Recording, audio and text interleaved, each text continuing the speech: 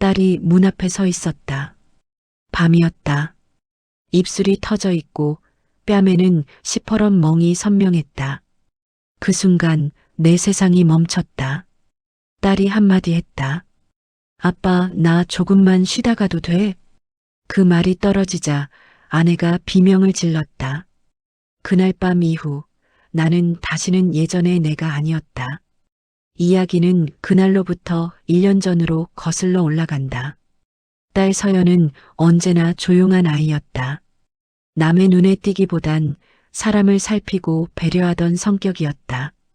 내가 대기업 회장이란 걸 알게 된 사람들은 늘 딸에게 기대를 걸었다. 회장님 따님이면 좋은 사람 만나겠네요. 하지만 서연은 그 말이 제일 싫다고 했다. 아빠, 전 그냥 평범한 사람 만나서 평범하게 살고 싶어요. 돈이 아니라 진심으로 사랑해주는 사람이요. 그때 나는 웃으며 대답했다. 그게 제일 어렵다, 서연아. 그 말이 그렇게 큰 예언이 될 줄은 몰랐다. 서연이 데려온 남자는 평범했다. 강민서? 겉으로 보기엔 성실하고 점잖은 청년이었다. 학벌도 집안도 특별할 것 없는 평범함. 나는 그게 마음에 들었다. 재벌가들처럼 계산이 없을 것 같았다. 결혼을 반대한 사람은 내 아내뿐이었다. 당신, 저 남자 너무 완벽한 척하지 않아? 나는 웃었다. 그런 게 어디 있어. 요즘 애들은 다 저렇지. 결혼식은 조촐하게 치렀다. 언론에 알리지 않았고 우리의 이름도 회사도 감췄다. 딸의 뜻이었다. 우리 그냥 평범하게 살자. 나는 그 말이 고마웠다. 딸이 내 이름이 아니라 자기 인생을 살고 싶어 했으니까. 결혼 후 서연은 자주 연락했다. 아빠, 민석이 정말 다정해요. 엄마, 시댁분들도 좋아요. 저를 친딸처럼 대해주세요. 그 말에 우리 부부는 안심했다. 그리고 서서히 딸을 놓아주기 시작했다. 매일 전화하던 습관도 줄고 명절에도 이번엔 시댁 먼저 갈게요. 라며 배려하던 딸이었다. 그렇게 시간이 흘렀다. 딸의 목소리가 점점 짧아졌다. 요즘은 좀 피곤해요. 일이 많아서요. 그리고 어느 순간 전화기 너머로 들리는 울음 같은 숨소리를 들은 건 그 즈음이었다. 서연아, 무슨 일 있어? 아니에요. 그냥 요즘은 조금 힘들어요. 그 대답이 마음에 걸렸지만 나는 믿었다. 그녀가 말하지 않는 이유가 잘 살고 있어서일 거라 생각했다. 몇 달 뒤 아내가 말했다. 요즘 서연 목소리 이상하지 않아? 자꾸 떨려. 신혼 스트레스겠지. 그런데 손목에 멍이 있더라. 사진 찍은 거 보니까 나는 그제야 조금 불안해졌다. 하지만 내 안의 자존심이 그 말을 막았다. 설마 내 딸한테 그럴 리가 없지. 봄이 지나 여름이 왔다. 서연은 그의 추석에도 오지 않았다. 아빠, 이번엔 시댁에서 보내야 해요.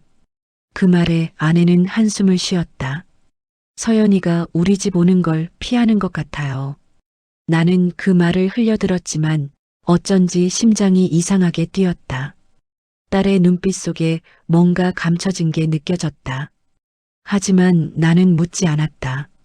아버지로서의 믿음이라는 명분 아래 나는 그저 현실을 외면했다. 그리고 그해 겨울 딸이 아무 말 없이 우리 집을 찾아왔다. 문을 여는 순간 내 심장이 내려앉았다. 딸의 얼굴은 엉망이었다. 입술이 터지고 뺨에는 시퍼런 자국, 손등에는 긁힌 상처, 그리고 무릎엔 피가 마른 흔적. 아내는 그대로 주저앉아 울었다. 나는 아무 말도 하지 못했다. 단 한마디조차 위로의 말이 떠오르지 않았다. 그저 내 머릿속에 울리는 한마디. 내가 그를 믿은 게 잘못이었구나. 딸은 계속 울기만 했다. 아빠, 나 그냥 쉬고 싶어요. 그 말을 듣는 순간 나는 이미 결심했다. 그래, 서연아. 넌 이제 아무것도 하지 마라. 대신 아빠가 할 게 있다.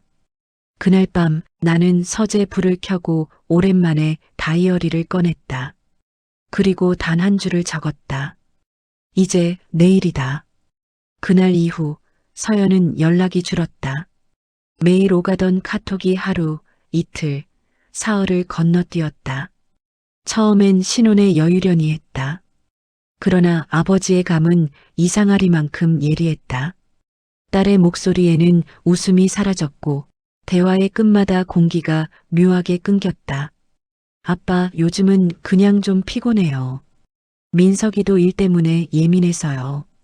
그 말을 들었을 때 나는 어쩐지 다른 의미로 들렸다. 그날 밤 아내가 조용히 내게 물었다. 당신 서연 목소리 들어보셨어요? 응. 왜? 떨리더라고요. 마치 무서운 걸 숨기듯이. 나는 대답하지 못했다.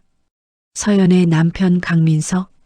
그가 내게 처음 인사하러 왔던 날이 떠올랐다. 깔끔한 셔츠, 공손한 말투, 하지만 이상하게 웃을 때마다 눈빛이 차가웠다. 그때는 그저 긴장한 줄 알았다. 지금 생각해보면 그건 긴장이 아니라 자기 확신의 냉기였다. 몇 주 뒤 서연이 집에 왔다. 아빠, 엄마. 오랜만에 본 딸의 얼굴은 여전히 고왔다. 그러나 피부 아래에 뭔가 달랐다. 그녀는 웃는데 그 웃음이 입술 위에서 멈췄다. 식탁 위에 밥이 놓였을 때 아내가 무심히 물었다. 민석 씨는 잘 지내? 서연은 젓가락을 떨어뜨렸다. 응, 잘 지내요. 요즘 좀 바빠서요. 그리고는 억지로 웃었다. 그날 밤 아내가 말했다. 저에 뭔가 있어요. 괜찮을 거야. 그렇게 말했지만 내 속은 서서히 뜨거워졌다. 며칠 후 회사에서 회의를 마치고 차에 올라탔을 때였다. 비서가 전화를 건넸다. 회장님, 사모님이 급히 통화를 원하십니다. 왜? 따님 사진을 보내셨습니다. 핸드폰 화면을 본 순간 손끝이 굳었다. 사진 속 서연의 팔목에는 선명한 멍 자국이 있었다. 손목 아래로 푸르스름한 흔적, 마치 누군가 강하게 잡아당긴 듯한 자국이었다. 이건 뭐야? 서연이가 실수했다고 문에 부딪혔다고 하네요. 그날 밤 아내는 내게 물었다. 당신 믿어요? 나는 대답하지 않았다. 다만 술잔을 들고 한참 동안 바라봤다. 그 안에서 내 얼굴이 일그러지고 있었다. 며칠 뒤 나는 사위에게 전화를 걸었다. 민석 씨, 서연 괜찮아요? 아, 아버님. 네, 요즘 조금 피곤하긴 한데 잘 지내요. 손목이 다쳤다던데. 아, 그거요? 네, 그냥 잠깐 다친 거예요. 걱정 마세요. 그의 목소리는 부드러웠지만 이상하게 단단했다. 거짓말을 하던 사람의 리듬이었다. 시간이 지날수록 딸은 점점 더 조용해졌다. 연락은 사라지고 SNS는 모든 게시물이 삭제됐다. 아내는 잠을 이루지 못했다. 당신 뭔가 해야 하는 거 아니에요? 서연이 성인인데 괜찮을 거야. 그렇게 말하면서도 내 목소리엔 힘이 없었다. 가을이 지나고 한 통의 문자가 왔다. 아빠, 나 오늘 그냥 잠깐 바람 쐬러 나왔어요. 그 한 줄이 이상했다. 서연은 나왔어요라 썼다. 집에선 그런 말을 쓰지 않는다. 그건 도망 나왔다는 말이었다. 나는 곧장 전화를 걸었다. 서연아, 어디야? 아빠, 나 지금 괜찮아요. 너무 걱정하지 마세요. 민석이는? 지금 일하러 갔어요. 지금 혼자야? 응. 그 짧은 대화 속에 나는 세 가지 진실을 들었다. 혼자 있고 울고 있으며 돌아가고 싶지 않아 한다는 것. 그날 밤 나는 잠을 이루지 못했다. 책상 위에 사진 한 장. 결혼식 날의 딸과 사위. 그때 나는 행복하다고 믿었다. 이제는 그날의 미소가 거짓말처럼 느껴졌다. 사람을 믿는 게 제일 어렵다, 서연아. 그때 했던 내 말이 이제는 내게 돌아오는 저주 같았다. 며칠 뒤 아내가 딸에게 전화를 걸었다. 서연아, 엄마가 내려가도 돼? 안 돼요, 엄마. 제발 오지 마세요. 그녀의 목소리는 떨리고 뒤에서 누군가의 발소리가 들렸다. 서연아, 거기 누구 있어? 엄마, 나중에 연락할게요. 뚝 전화가 끊겼다. 그날 밤 나는 서재에 앉아 있었다. 전화기를 쥔 손이 떨렸다. 창밖에 비가 유리창을 때리고 있었다. 그때였다. 문 앞에서 초인종이 울렸다. 낯선 시간, 낯선 울림. 나는 천천히 걸어 나갔다. 문을 열자 비에 젖은 서연이 서 있었다. 눈은 퉁퉁 부었고 입술은 터져 있었다. 그녀가 말했다. 아빠, 나 잠깐만 쉬면 안 돼요? 그 순간 모든 게 끝났음을 알았다. 딸이 우리 집에 다녀간 뒤로 아내는 거의 매일 전화를 걸었다. 서연아, 요즘은 좀 괜찮아? 응, 엄마. 걱정하지 마세요. 이제 다 좋아요. 그 대답이 이상할 정도로 밝았다.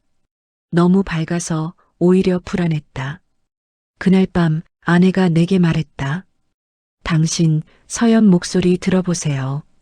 웃고는 있지만 이상해요. 무언가를 감추는 사람 목소리예요. 나는 아무 말도 하지 못했다. 진짜 문제는 나도 그걸 느끼고 있었기 때문이다.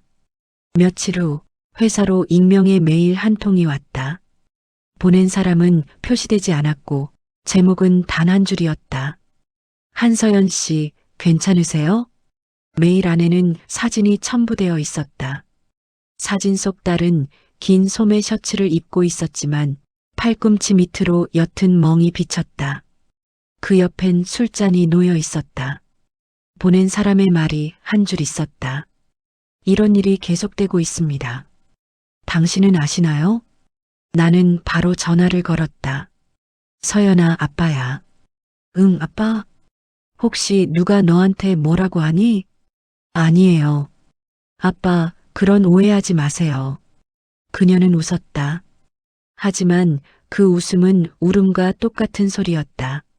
며칠 뒤 아내가 눈물을 참지 못했다. 서연이가 요즘은 연락도 안 받아요. 시댁에는 전화를 하면 시어머니가 받더라고요. 지금 외출했어요 라는데 이상해요. 항상 같은 말만 해요. 나는 그때 처음으로 사위 강민석의 얼굴이 머릿속에 떠올랐다. 그날 결혼식 전날 그가 했던 말. 장인어른 걱정 마세요. 서연이는 제가 지킬 겁니다. 그때는 믿었다. 이제는 그 말이 비웃음으로 들렸다. 서연은 점점 연락이 끊겼다. 카톡은 읽은 표시만 남고 답장은 오지 않았다. 밤마다 아내는 핸드폰을 붙잡고 울었다. 내가 그때 반대했잖아요. 그 남자 너무 완벽했어요. 사람이 그렇게 완벽할 리가 없는데. 그 말을 들으며 나는 술잔을 내려놓았다. 머릿속이 복잡했다. 딸이 겪고 있는 고통을 상상할수록 심장이 쪼여왔다. 그리고 어느 날 내가 그 사실을 처음으로 직접 알게 된 날이었다. 밤 10시 회사에 남아있던 내게 비서 윤정우가 들어왔다. 회장님, 이거 보셔야 합니다. 그가 건넨 건 탐사보도 기자 오진혁이 보낸 메시지였다. 회장님, 강민석 씨에 대한 제보가 있습니다.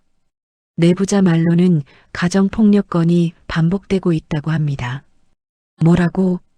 윤정우는 고개를 숙였다.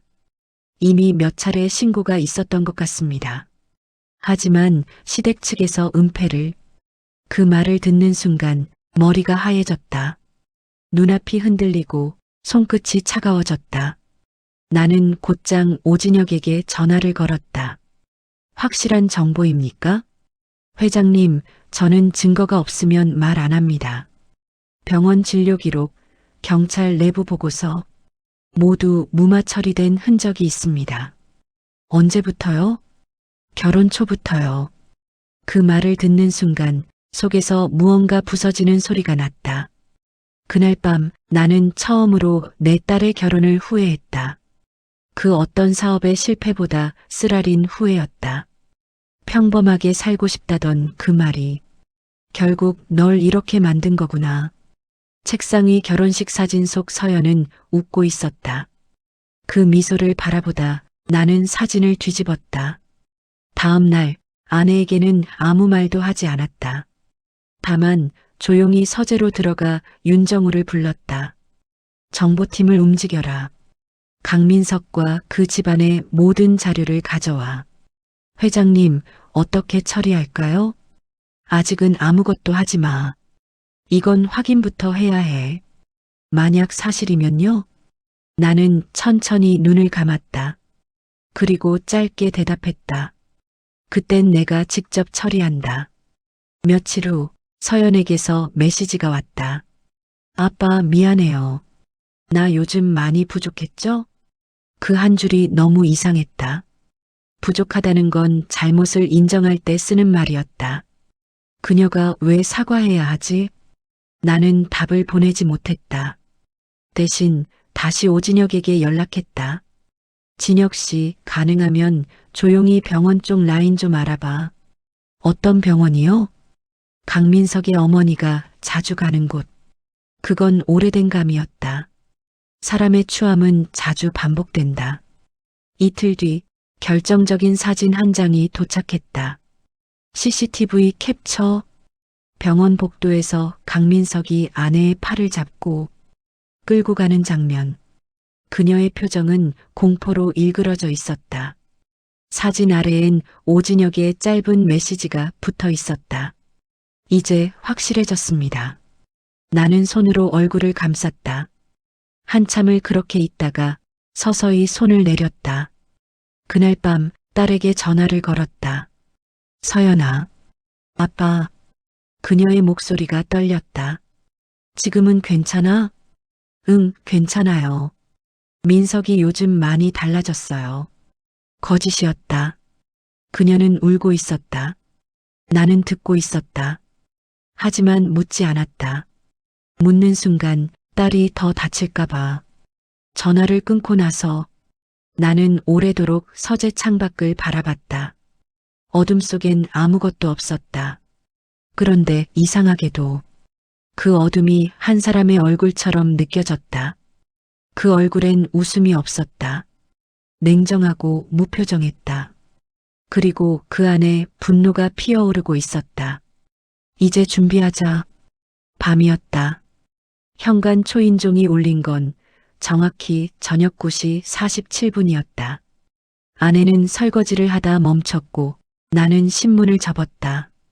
누구지 이 시간에. 문을 열었을 때 나는 잠시 숨을 쉬는 법을 잊었다. 딸이 서 있었다. 서연이었다. 하지만 내가 알던 서연이 아니었다. 입술이 터져 있고 뺨엔 퍼렇게 멍이 번져 있었다. 손등엔 긁힌 상처, 입가에는 마른 피가 굳어 있었다. 아내는 그대로 주저앉아 울었다. 서연아, 서연아, 이게 뭐야? 딸은 아무 말도 하지 않았다. 그저 울음도 없이 마치 모든 감정이 사라진 사람처럼 우리를 바라봤다. 그리고 아주 조용히 말했다. 아빠, 나 잠깐만 쉬면 안 돼요? 그 한마디에 내 심장이 무너졌다. 우리는 급히 그녀를 안으로 들였다. 아내는 약을 찾고 수건을 데웠다. 딸은 식탁 의자에 앉은 채 아무 말도 하지 않았다. 눈동자엔 생기가 없었다. 그저 허공을 바라보며 숨을 고르듯 천천히 떨고 있었다. 서연아, 이게 뭐야? 누가 그랬어? 아빠, 괜찮아요. 괜찮다고? 이게 괜찮은 모습이야? 내 목소리가 떨렸다. 딸은 눈을 피하며 말했다. 내가 잘못했어요. 그 말에 나는 숨이 막혔다. 잘못했다고? 누가? 왜 내가? 아내가 끼어들었다. 서연아, 솔직히 말해. 민석이가 그랬지? 딸은 아무 대답도 하지 않았다. 하지만 그 침묵이 곧 인정이었다. 그녀는 고개를 숙이고 두 손을 꼭 쥐었다. 엄마, 제발 아무 일도 아닌 척 해주세요. 그냥 제가 좀 부족해서 그런 거예요.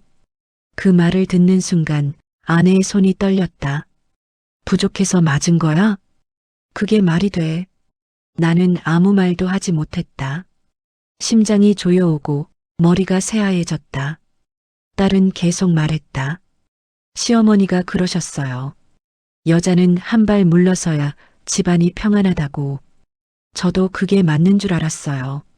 근데 자꾸 참으니까 더 심해졌어요. 그녀는 웃었다. 아주 짧게, 아주 슬프게. 아빠, 근데 이상하죠? 사람이 때리는데도 그 사람이 미안하다고 하면 또 믿게 돼요. 그 말을 듣는 순간 손이 덜덜 떨리기 시작했다. 내가 평생 쥐어본 어떤 계약서, 서류보다 그 한마디가 더 무겁게 가슴을 눌렀다. 아내가 울음을 터뜨렸다. 너 지금 어디 아파? 병원 가야 해. 엄마, 병원 가면 더 큰일 나요. 왜? 시댁에서 아세요. 예전에 한번 병원 갔다가 그 다음 날 남편이 제 친구들을 찾아가더라고요. 그녀는 입술을 깨물며 말했다. 그때 알았어요. 이건 단순히 맞는 게 아니라 감시당하는 거구나. 나는 그 말을 듣는 순간 뭔가 안에서 부서졌다. 서연아, 네, 아빠. 지금 거기 못 돌아가. 아니요, 가야 돼요. 내일 시어머니 생신이라서. 안 돼. 내 목소리가 커졌다. 이제 끝이야. 그 집엔 다시는 가지 마. 딸은 놀란 듯 나를 바라봤다. 그리고 한참 후 조용히 물었다.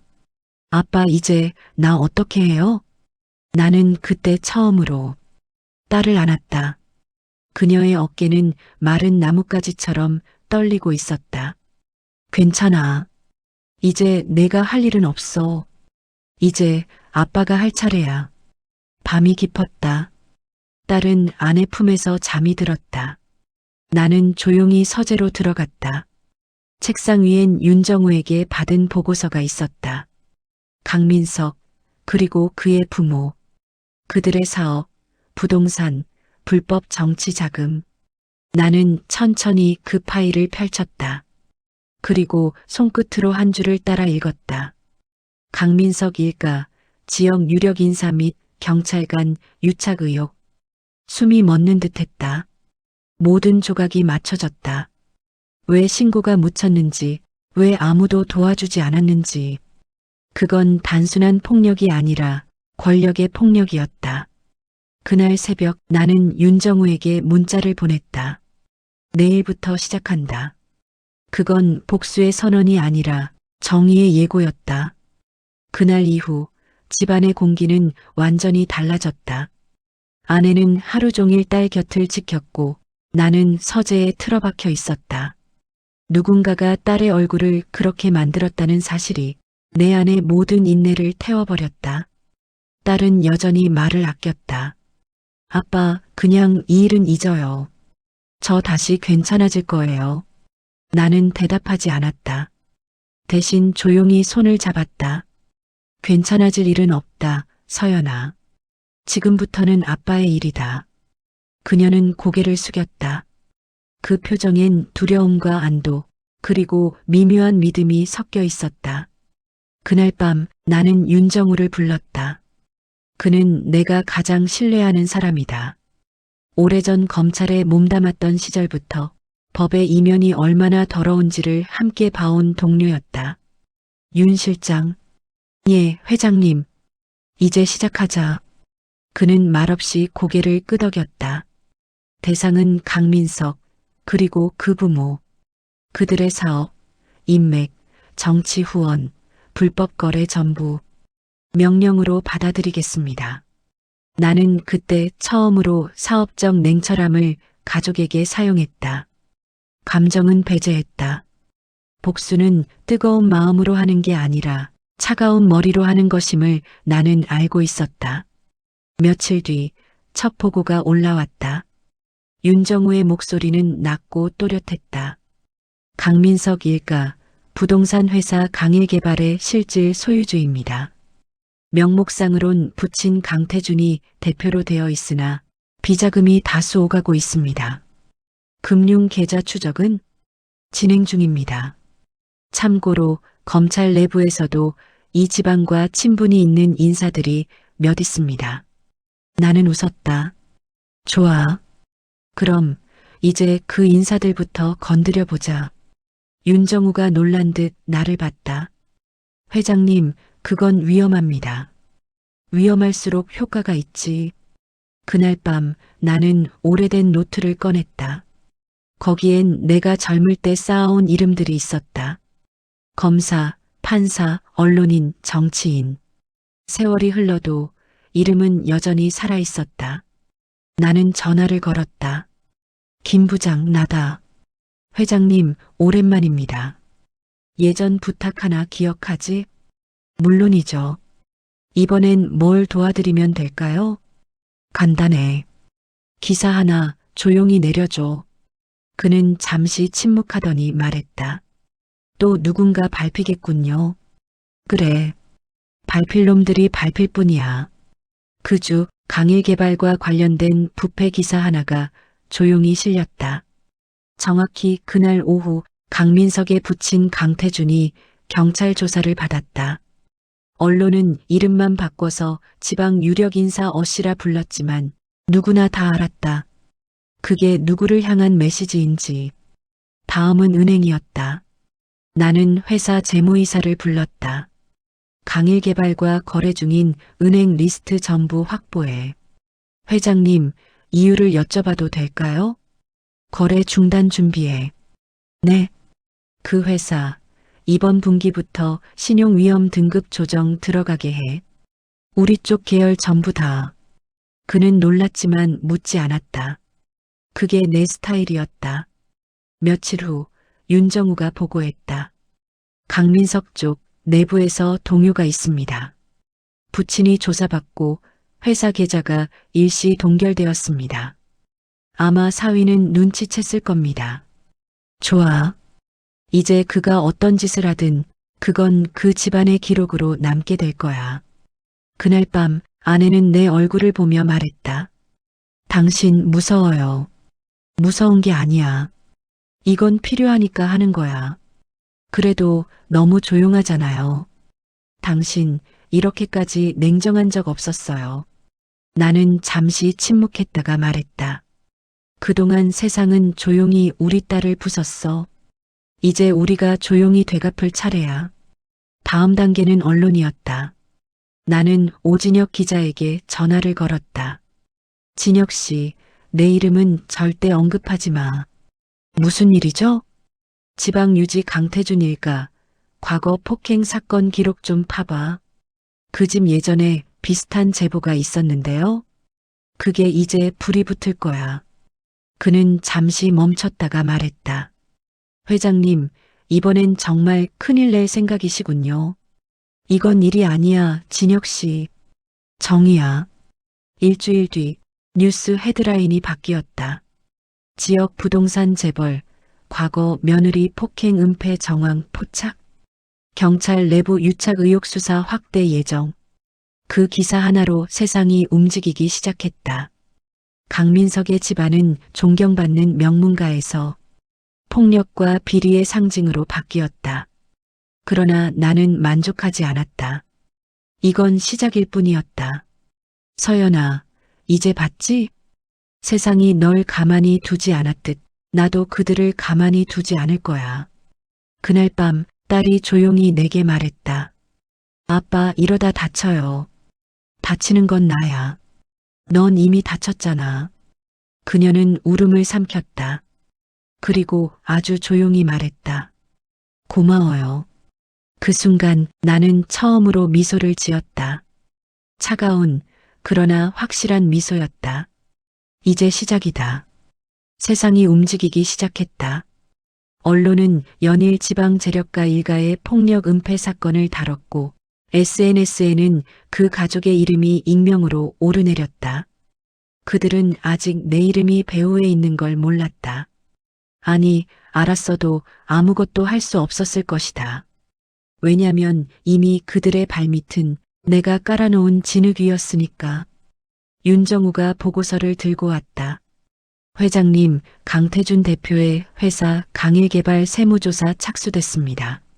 언제? 오늘 아침 9시부터요. 나는 시계를 봤다. 지금 10시 반. 그들의 세상이 무너지는 소리가 이 사무실까지 들리는 것 같았다.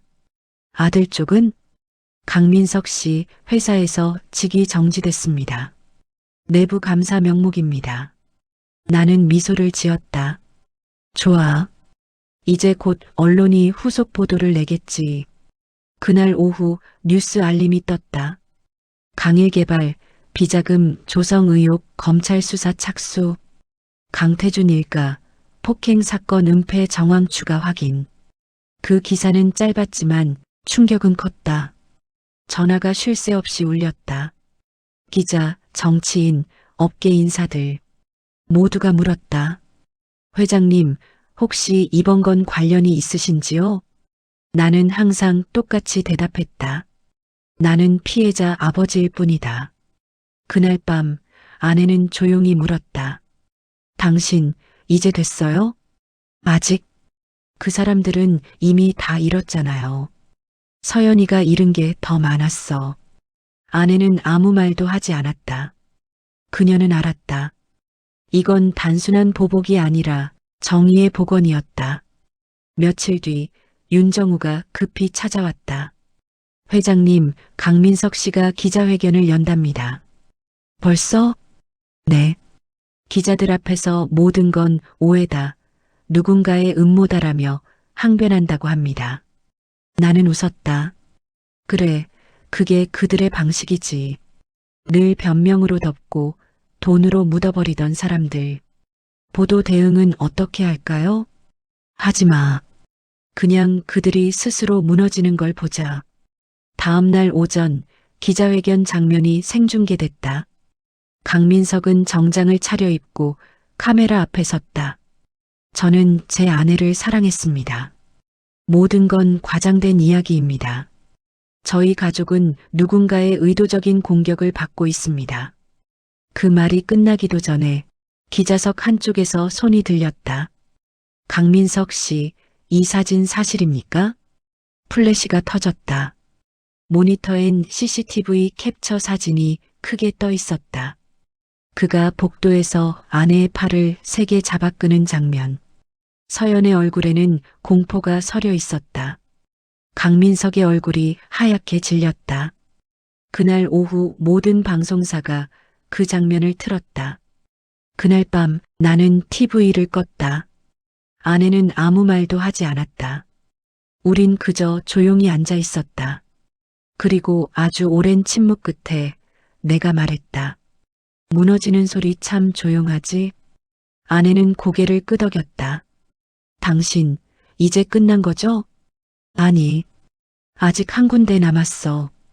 그건 경찰이었다. 모든 신고가 묻혔던 이유.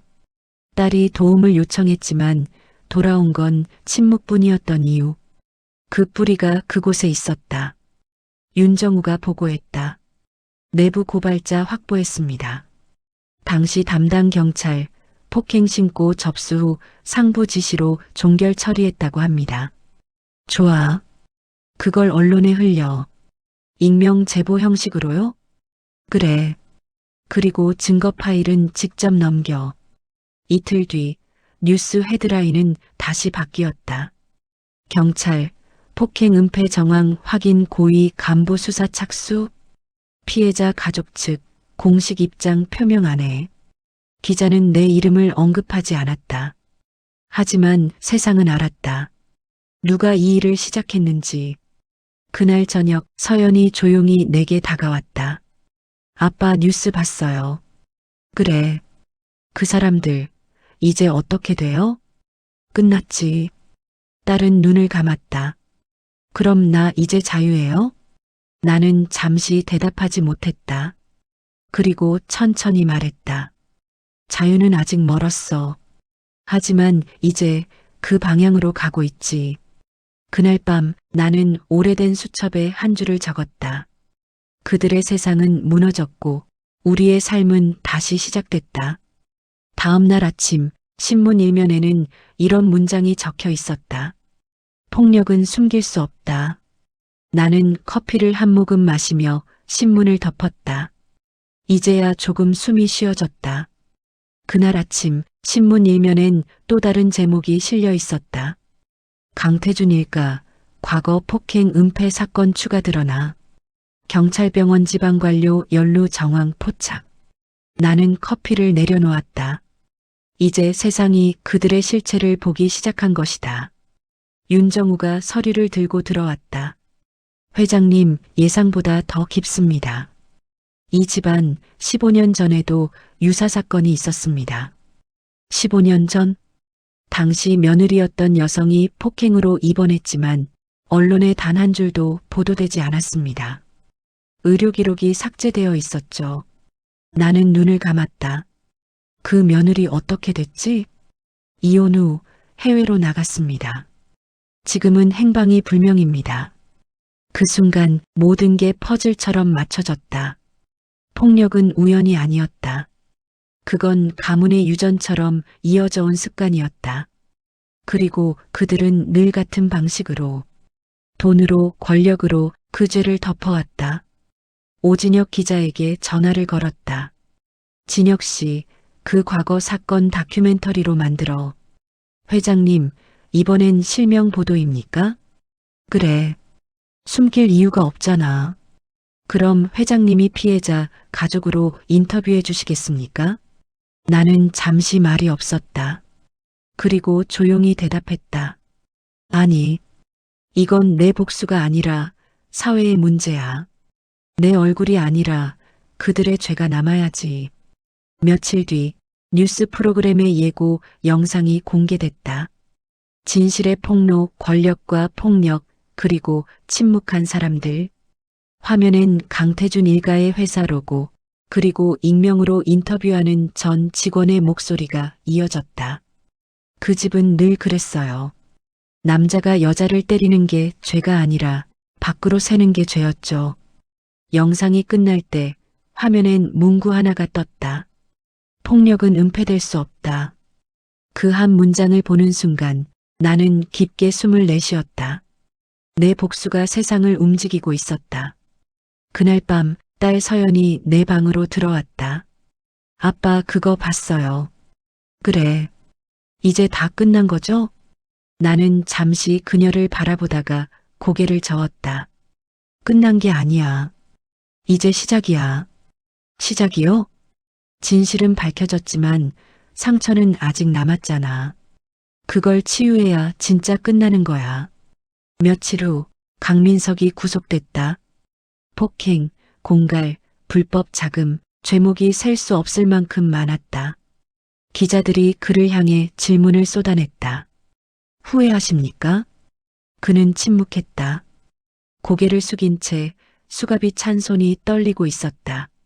나는 그 장면을 뉴스로 보며 생각했다.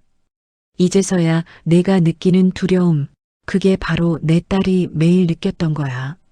며칠 뒤 오진혁 기자가 내게 찾아왔다. 회장님, 방송 반응이 폭발적입니다.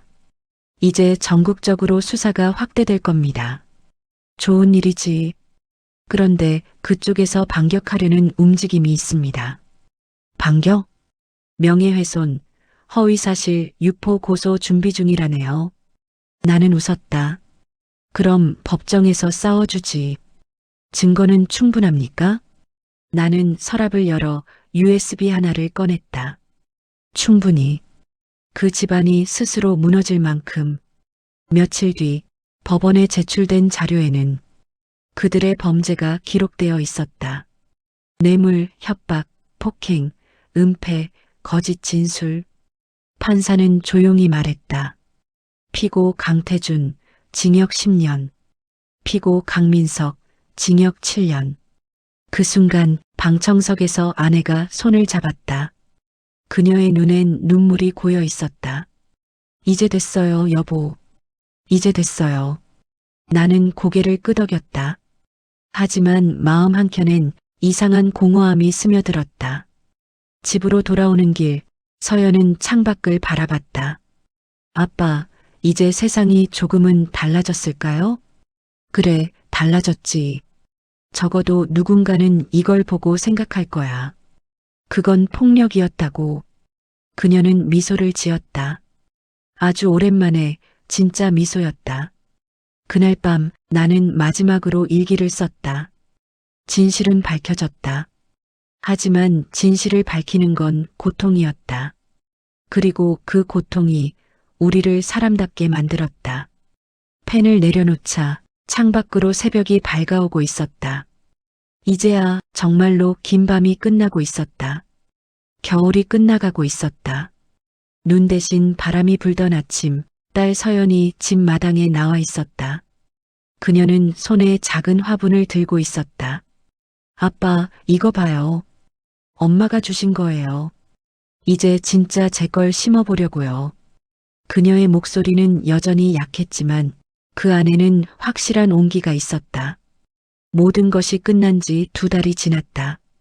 법정의 판결도 언론의 보도도 이제는 사람들의 기억 속에서 조금씩 희미해지고 있었다. 하지만 우리에게 그 시간은 아직 진행형이었다. 딸은 여전히 치료를 받았고 아내는 그녀 곁을 지켰다. 그리고 나는 그 모든 것을 지켜보며 처음으로 시간이라는 단어의 의미를 다시 배웠다. 딸은 예전보다 자주 웃었다. 아직 크게 웃지는 못했지만 작은 미소가 하루에도 몇 번씩 피어났다. 가끔은 미술을 다시 시작하겠다고 했다. 아빠, 그림 그리고 싶어요. 사람 얼굴 말고 풍경 그릴래요. 좋지. 이제 내 세상은 내가 그리고 싶은 대로 그려야지. 그녀는 고개를 끄덕였다. 근데 이상해요. 뭐가? 예전엔 복수만 생각했어요. 그 사람들 다 망했으면 좋겠다고. 근데 지금은 그냥 다시는 그런 일 생기지 않았으면 좋겠어요. 그녀의 눈빛은 예전보다 깊어졌다. 고통이 지나간 자리에는 분노가 아니라 성숙함이 남았다. 어느 날 딸이 갑자기 내게 물었다. 아빠, 그때 왜 그렇게까지 했어요? 그때 그 집안 무너뜨리신 거요. 나는 잠시 말이 막혔다. 그리고 조용히 대답했다. 처음엔 복수였지.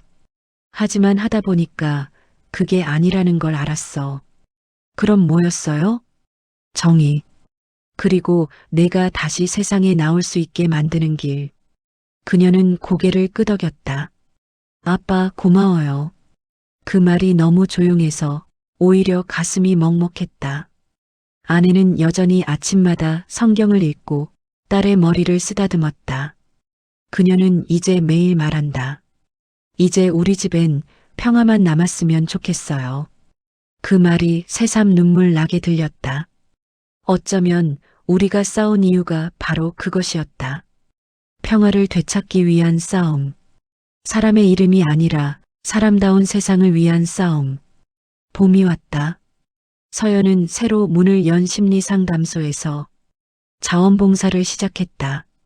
그녀는 자신과 같은 상처를 가진 사람들을 만났다. 아빠, 처음엔 무서웠어요. 그런데 얘기하다 보니까 저랑 같은 일을 겪은 사람이 이렇게 많다는 걸 알았어요. 이제는 제가 그 사람들 얘기를 들어주고 싶어요. 나는 미소를 지었다. 그래, 그게 진짜 강한 거야. 상처를 숨기는 게 아니라 그걸 다른 사람의 빛으로 바꾸는 거. 그녀는 그 말을 듣고 고개를 끄덕였다. 그럼 저 이제 조금은 괜찮은 사람인가요? 아니요. 이제야 진짜 어른이 된 거야. 그날 밤 나는 서재에 앉아 오래된 다이어리를 펼쳤다.